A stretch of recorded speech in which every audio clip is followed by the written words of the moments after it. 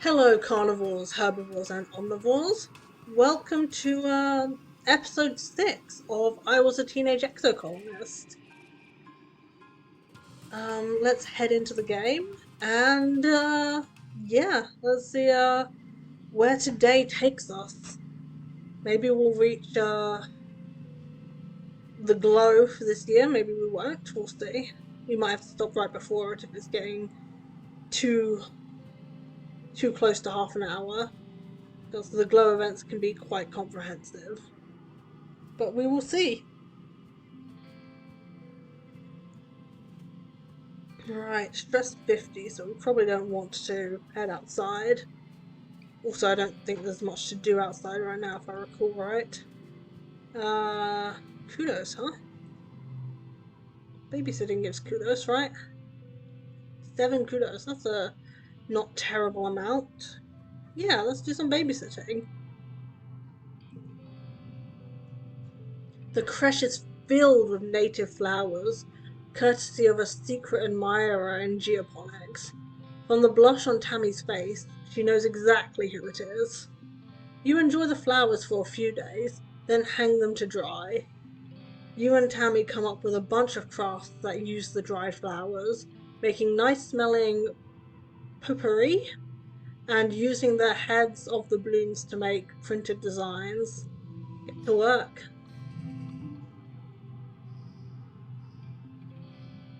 Alright.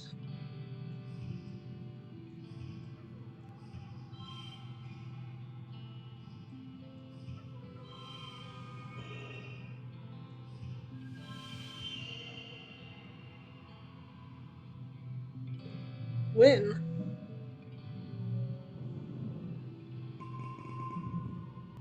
Hey, that's a ton of kudos. You worked well this month.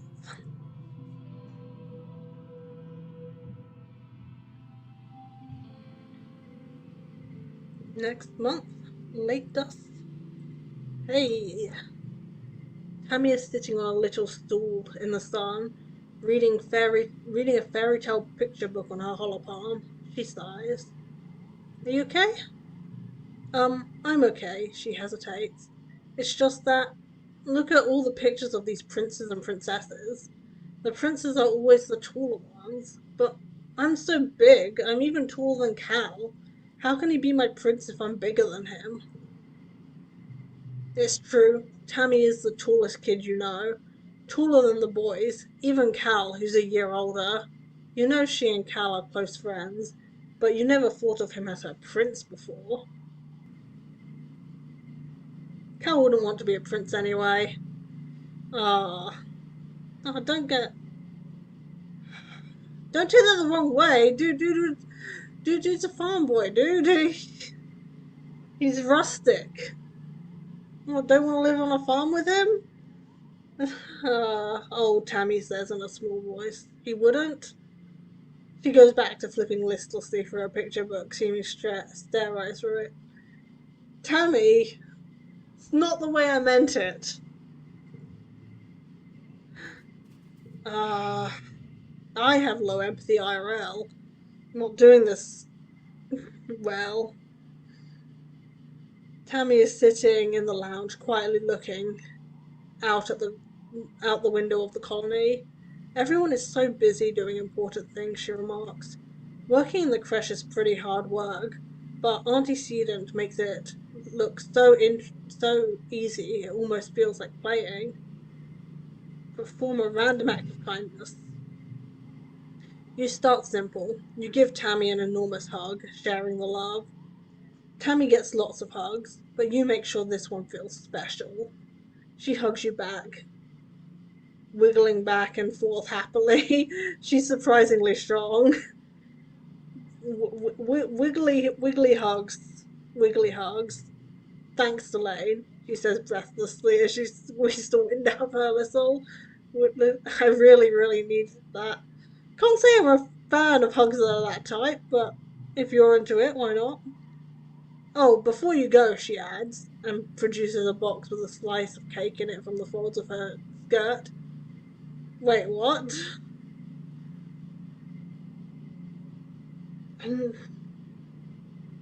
If you say so. Do you want this cake? They're so fun to make, but I need someone to help me eat them. I'll make you another on your birthday if you like, and we can trade hugs for cakes again. Done. Sure, I'll trade hugs for cakes. Though I'm not sure I appreciate you storing it in your skirt if that's the case. I mean, I guess it was in a bottle. It's still a bit weird. You slip through the colony gates, feeling the breeze from the mushroom forest ruffle your hair. You look around for Dis, but he's nowhere to be seen. Maybe he went to class today? Probably not. As you're about to return to the colony, you hear what sounds like crying coming from one of the expedition vehicles.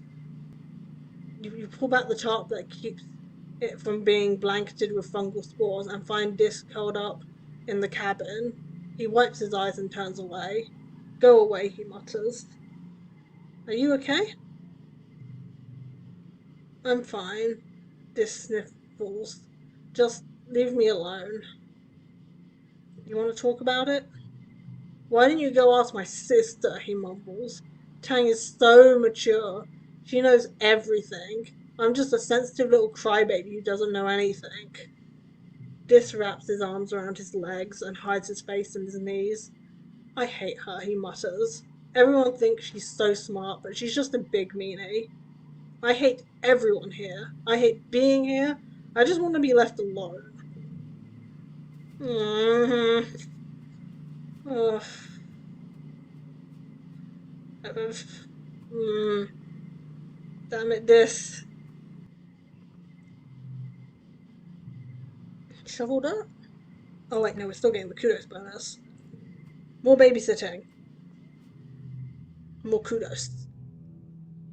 Yeah, babysitting.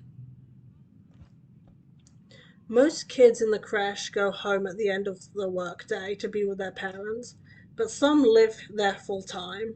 And triplets, for example, as well as orphans from the wormhole crash, and children whose parents have simply opted to have them raised communally instead. You've heard that orphanages on Earth could be troubled, but here in the crash everyone is cared for equally. They're lucky, in a sense. In the crash they have a huge family and so many siblings to play with. You and Tammy are putting two of these crash kids to bed. Tammy is cuddled up with one of them, reading a book aloud. Tonight's story, Tammy begins, is about a little vacuubot named Litter. One night, while Litter was charging, there was a power surge in her charging station. Zap! Tammy tickles the children for emphasis. And the next morning, when Litter woke up, well, instead of cleaning, she decided to go on a grand adventure. Tammy makes the story up as she goes. She has the vacuubot venture all the way out of her geoponics dome to the other side of the colony to meet her cousin bots in engineering. But everything goes wrong and the little vacuubot gets scared and lost. After Captain Udicott saves her and brings her back to geoponics, the little vacuubot vows to never go exploring again and lives happily ever after. The two kids are sound asleep.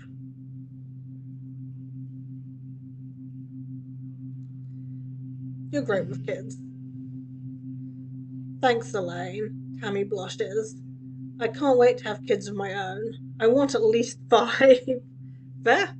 Maybe, maybe more even. Auntie Sedent says I could have as many as I want, and she and the other creche parents will help raise them all together. I think I'd like that. Get to work.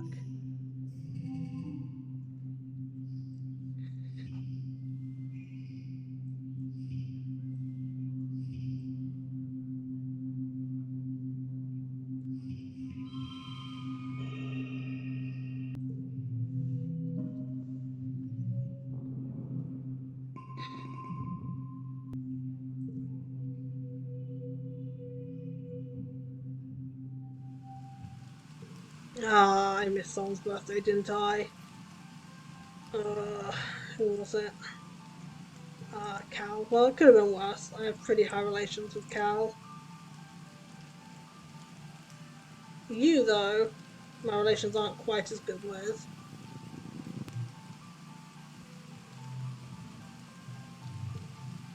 Yeah, I found a crystal cluster. Ha! Mars laughs, taking the crystal and turning it over in her hands, inspecting it. Well, I've had better birthday gifts this year, but I admit this crystal is pretty fabulous. I'll add it to my collection.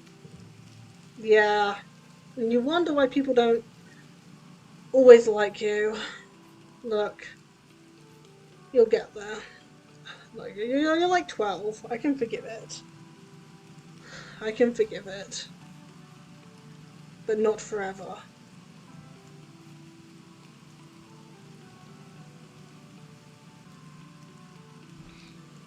Still getting the kudos bonus, so I should probably focus on babysitting still. There isn't anything else to do right now, right?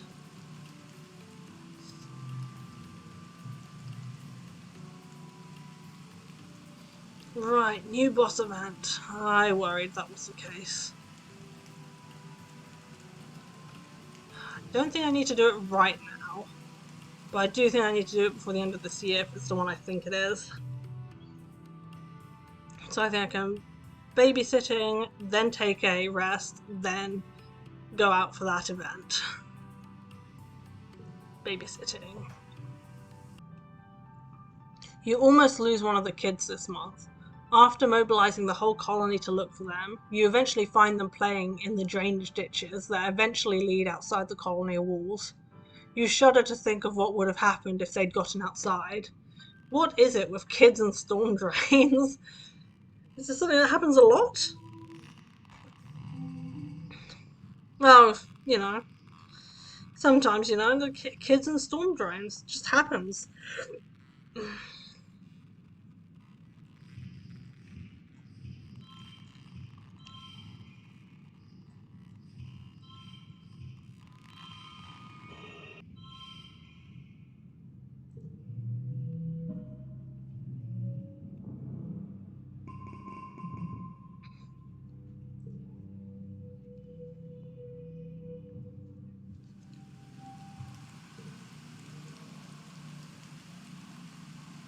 Alright, just do a quick check for anything that, needs acknowledging. Any speech bubbles.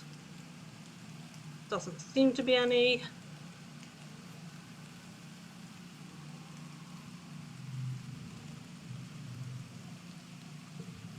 Oh wait, there was a second option for where to rest, right? We could rest over here.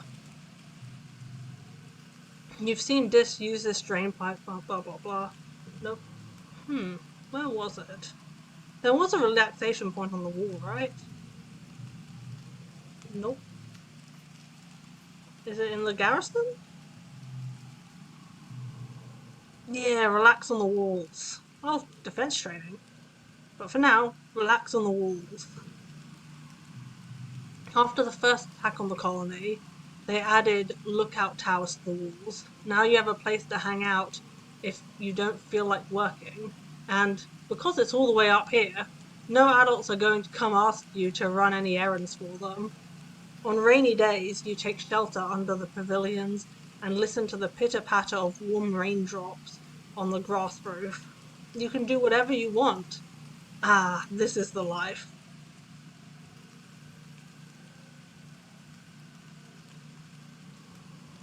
It's a good place to study. You pack your holoculars. The wall is a great vantage point to examine the wild jungle outside the colony. Your independent study even counts towards class credits without having to actually be in class. Oh, hey Selene. Dis pops his head up a nearby ladder and looks surprised to see someone else here. Do you mind if I sit here too? Sure, there's plenty of room. The two of you dangle your feet off the side and watch the valley below. Dis shuffles a little uncomfortably and doesn't say much. You wonder if this was his private spot to be alone before you discovered it. Ah. Oh, good boy. I understand being awkward around people though. If I'd had a buddy who was this just constantly around, I would have been uncomfortable even while appreciating their presence.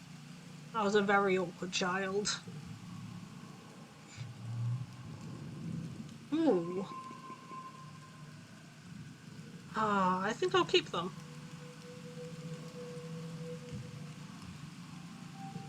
Late wet. Okay, gift giving time. Time to give gifts to the twins.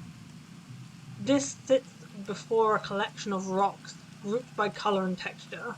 As you watch, he takes another rock from his pocket and stacks it with its kin. He looks up at you. What? He says flatly. You've never seen rocks before? No, I've never seen rocks before. It's pretty cool. Crazy. Here, have some medicinal roots. But for my birthday, he mumbles. Oh, thank you. This looks like it's from a very rare plant. Did you find it while you were exploring? Yep. Yes, I did. Just for you. And you get some too. Tang furrows her brow at you as you approach. You again? She says. Why do you keep pestering me? It's not as though you've done anything to impress upon me your usefulness. At your blank look, Tang rolls her eyes. What I mean is, we're not friends. Wow. Here I am with a birthday thing for you. Jeez. It seems you've remembered my birthday, Tang says, taking the roots and turning them over in her hands. Her lip curls in distaste at the dirt that still clings to them. How thoughtful of you. I have much to do today, but I'll set these roots aside to analyze later. She turns to walk away, then remembers herself. Thank you, she adds, almost as an afterthought. Wow. We are friends, Tangent. You just don't realize it yet. We're friends, whether you like it or not. Only like 20 friends, but we'll get there. Still more than I am with most people. Right, now we have to head out. Sort out that boss event. Sneak out.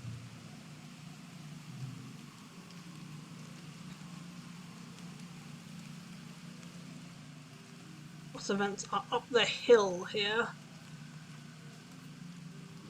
And there it is. Exclamation mark. You hear screams from just over the next bluff. Human screams.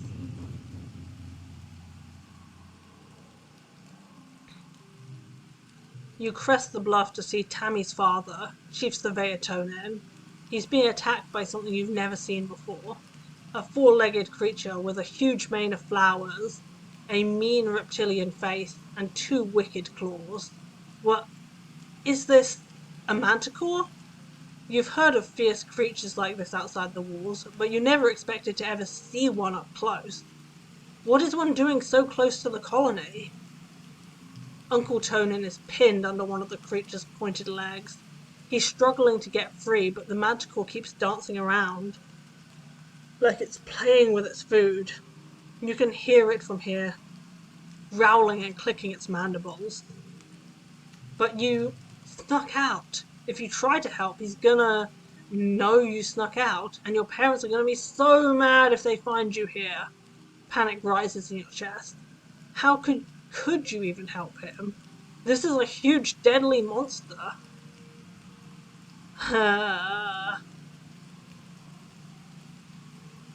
Try to distract it. You hide behind a tree and throw a rock at it. It bounces harmlessly off the manticore's flank and clatters to the ground. The manticore is undisturbed, which is more than you can say about yourself. Uncle Tonin shouts in pain. You're running out of time. Attack the monster! I believe in me!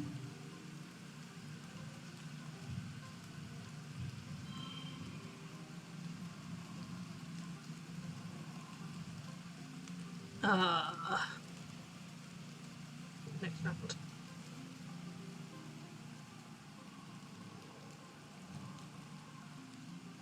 Hmm.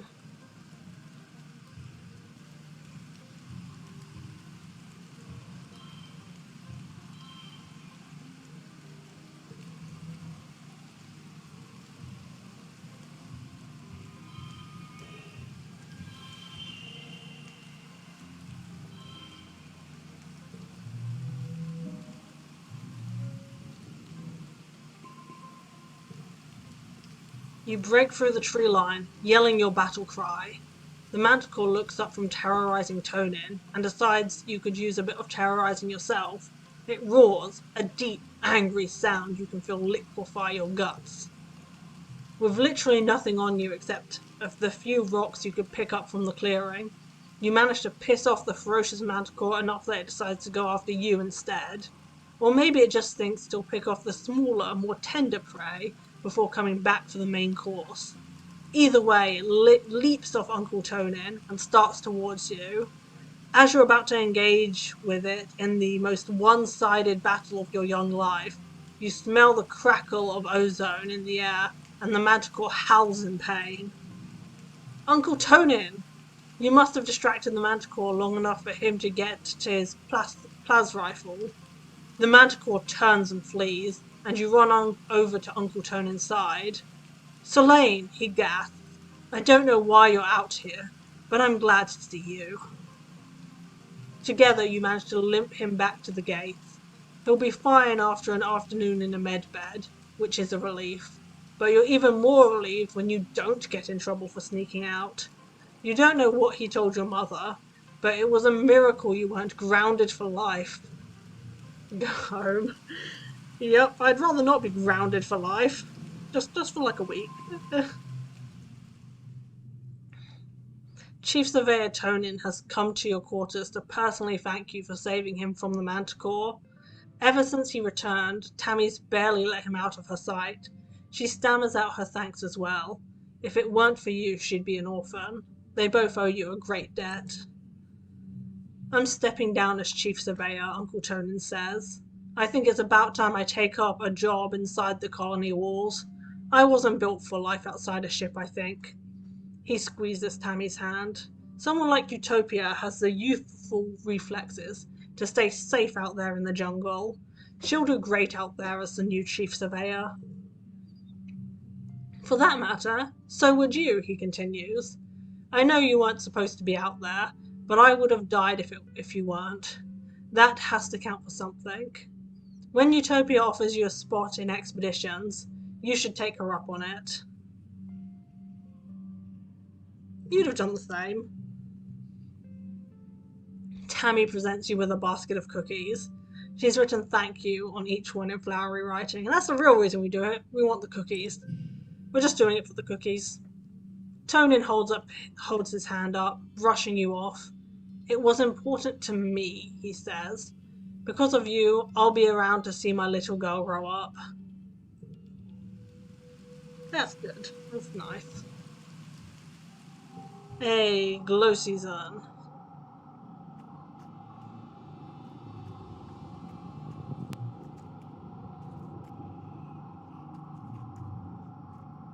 Alright, what are we doing during the glow? Got no bonuses to anything, so...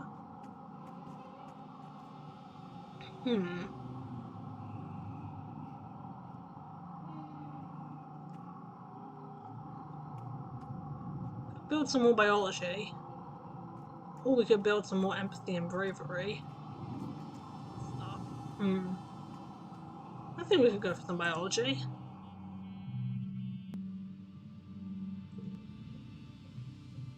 Cal and Tang get into an argument about the morality of animal testing. Predictably, Cal is against it, calling it unnecessary cruelty. Tang doesn't rise to the bait, instead of defending it on the basis of whether it's cruel or not, she skips right to arguing that even if it's cruel, it's still necessary. She says that sometimes the benefits are worth doing something you would normally think is immoral.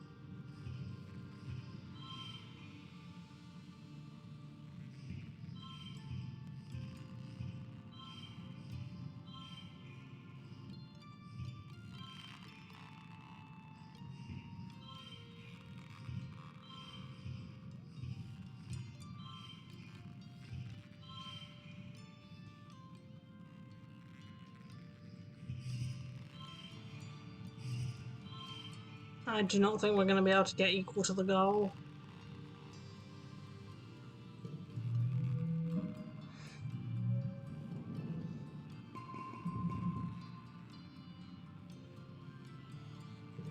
Done. It's been a quiet blow, but the grim, surreal darkness of the season reminds you of last year's violence. As the month wears on, you overhear arguments at dinner, adults worrying that an attack is still coming, and others who think the first one was a fluke. Surveyors mention seeing new tracks in the forest, but are shushed so people don't panic. The gates are closed. You drill emergency procedures, filing soundlessly from the classroom to the creche to hide under tables, waiting for the sirens to call the all clear. You drill and prepare and worry, but nothing happens. Then, just as glow is starting to wane, the toxic purple spill of the wormhole fading as the suns almost rise past the horizon again, the sirens start. You're reading a hollow novel in bed when you hear them, followed by the stomp of boots down the hallway outside your quarters. An alert flashes on your hollow palm. Shelter in the creche. This is not a drill. You get another message from your dad. Me and Mom are going to stay in the greenhouses. We're safe. Just follow Auntie Anne to the creche and wait for us, okay? Don't worry. We're way more prepared than we were last year. Love you. Stay safe. You could go to the creche where you belong, or you could follow the security guards and see what's happening at the gates. Just as you peek your head out your door, you're struck by a horrible premonition. Someone's in danger in engineering. You blink and shake your head, but the feeling persists. Go to engineering. You don't know what compels you to go to engineering. It's nowhere near the walls, and the corridors are quiet as you approach. You burst into the classroom to find Professor Hal, cornered by a small chittering thing. It's moving too fast to tell what it is. Every time Hal tries to get around it to flee, it climbs up the walls and keeps jumping at him. He's fending it off with a tablet, but he's getting tired. As you watch, the thing leaps at his throat and tears a chunk out of him. Hal screams in pain and crumples to the ground. You must gasp because the thing turns to you and lunges. Defend yourself.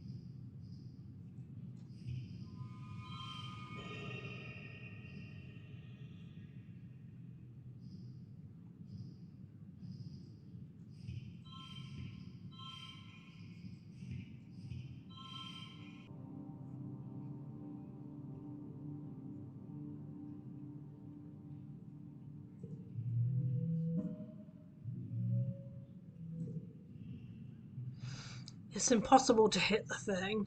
It's so fast. It's like a smear at the edge of your vision. What you do manage to do, though, is lure it outside the classroom and get Congruence to slam the door shut. You hear it beating against the door as you run to Hal's side.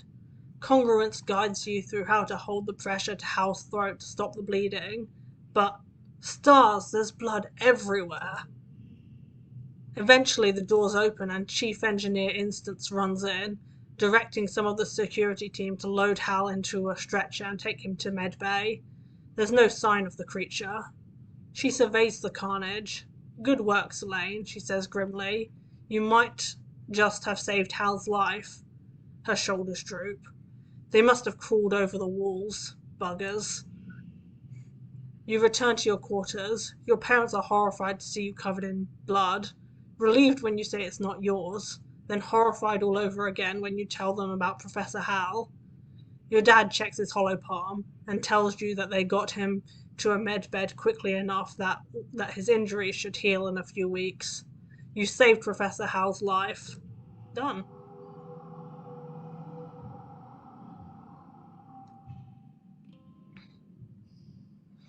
Right. And considering that's the end of the year, we should probably leave it there. We gained a bunch of disrelationship, a good amount of Tammy relationship, and a little bit of most of the rest. Mars is still lagging behind, but she will catch up. Eventually, probably. And yeah, got a bunch of kudos. Got more rebellion. I'm sure my parents love that. And yeah, got a ton more perception. We see everything now. Yeah, well, we're getting there, we're getting there. Start age 12, and I'm not going to talk to anyone. I'm going to leave it here for today. Thank you for watching. Anyone who's been watching from the beginning, uh, doubly thank you for watching. It's like 6 episodes in now. I'm glad I entertain. And yeah, see you guys next time. Later. Bye.